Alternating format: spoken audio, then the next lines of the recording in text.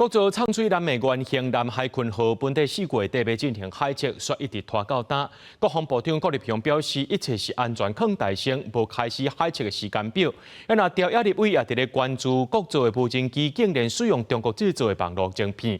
郭立雄强调，这两个案件拢是伫咧验收的时阵主动发现的，也强调这无人机规只拢袂当有中国制造的成分，而且量产的时阵也会加强管控。 咱国经济雷言利型无人机传输通信模组内底有中国制网络晶片，甲因贴 SD 记忆卡装置。立委甚至发现早期的金风一型攻击无人机内底也捌使用中国制元件。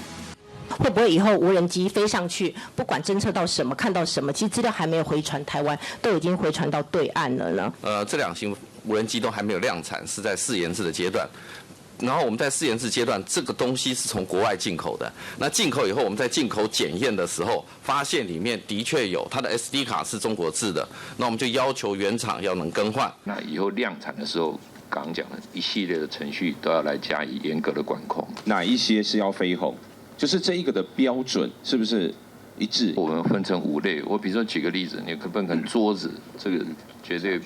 不需要说费录制嘛？那有一些，我想比较大家很清楚，就是具有传输功能的，那我们当然就确定一定是不能够用。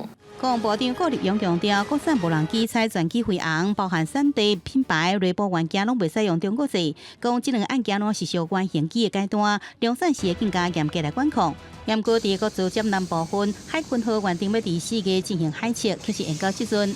郭立雄讲，会以安全为最高的原则，无时间表。媒体报道说什么要特别随机的要如何，我想这些都是一种纯属一些臆测吧。我想我们就是以安全为上，然后备变之后在适当的时机自然会来进行海测。